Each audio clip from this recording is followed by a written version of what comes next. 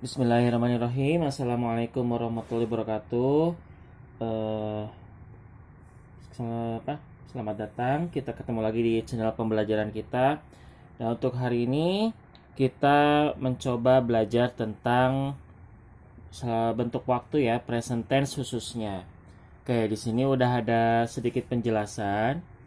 Present tense adalah bentuk waktu yang digunakan untuk perbuatan yang dilakukan atau sesuatu yang sudah menjadi kebiasaan. Misalnya, jadi kita menggunakan present tense itu untuk yang sifatnya kebiasaan, habitual action ya.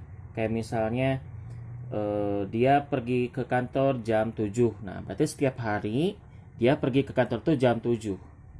Atau misalnya sesuatu yang sifatnya fakta, kebenaran, tidak akan berubah dari masa lampau sampai sekarang. Misalnya matahari terbit dari arah timur, seperti itu ya, baru kita menggunakan present tense. Oke, nah di sini sudah ada ketentuannya. Rumus dasarnya ya, kita pelajari dulu yang verbal, baru nanti kita beranjak ke nominal setelah kita belajar yang ini. Oke, basicnya untuk bentuknya positif adalah subjek diikuti kata kerja ke satu.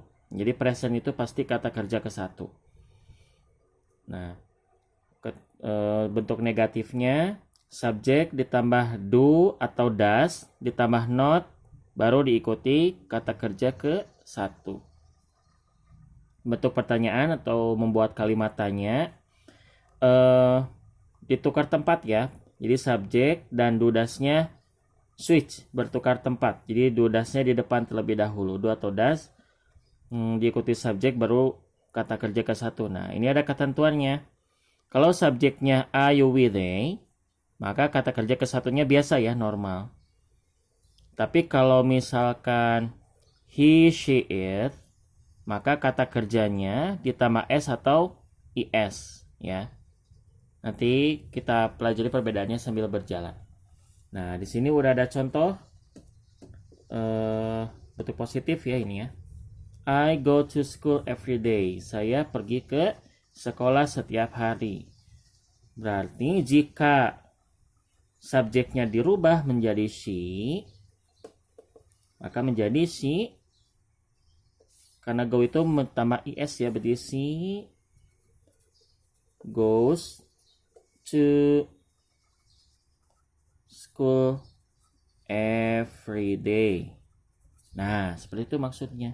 Jadi go-nya ditambah is kalau subjeknya tunggal atau he, she, atau it. Nah, ini masih positif. Kita coba bentuk negatif ya. Bentuk negatif berarti gimana? I go to school every day. Nah, bentuk negatif itu kan subjek, do atau does ditambah not baru diikuti kata kerja ke satu. Nah, ini kan berarti subjeknya I. Nah,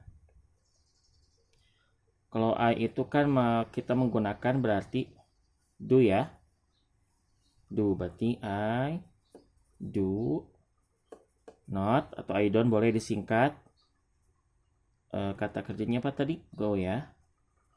Go to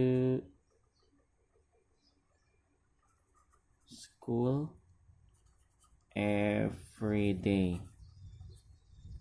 Saya tidak pergi ke sekolah setiap hari. Ya, seperti itu. Nah, kita coba yang negatif yang kedua ya. She goes to school every day. Berarti she does not atau doesn't boleh. Doesn't. Nah, kalau untuk bentuk negatif, nanti negatif dan pertanyaan, kata kerja ini kembali ke bentuk semula menjadi go ya. Jadi tidak goes lagi. Jadi kalau goes itu khusus untuk bentuknya positif ya. Kembali ke bentuk pertama kalau bentuknya negatif dan pertanyaan. Berarti ini, maaf ini negatif ya. She doesn't go to school every day. Ya. Jadi go-nya kembali ke bentuk semula, tidak ditambah s atau is. Nah, gimana kalau bentuknya pertanyaan? Kalau bentuknya pertanyaan berarti, nah kayaknya udah ada keterangan ya. Do does-nya disimpan di depan. Disimpan di depan berarti kalau ini yang nomor 1 kan I do ya, berarti jadi do I go to school every day? Every day. Ya, apakah saya pergi ke sekolah setiap hari? Ya, do simpan di depan. Oke, yang kedua, bagian kedua kalimat berikutnya. Berarti kalau she doesn't go to school every day berarti does-nya pindah ke depannya. Does she go to school every day? Apakah dia pergi ke sekolah setiap hari? Nah, mudah kan? Jadi selama kita bisa basicnya, basic patternnya, nanti tinggal kita masukkan ke dalam kalimat. Nah, oke, demikian penjelasan singkat tentang present tense termasuk bentuk positif, negatif, dan pertanyaannya. Jika ada kekeliruan atau pertanyaan bisa edisi di kolom komentar. Jika video ini bermanfaat bisa di like juga, di share juga. Dan bagi yang belum subscribe bisa subscribe untuk agar video ini agar channel ini bisa lebih berkembang lagi. Terima kasih sudah menonton. Thanks for watching. See you. Bye bye. Wassalamualaikum warahmatullahi wabarakatuh.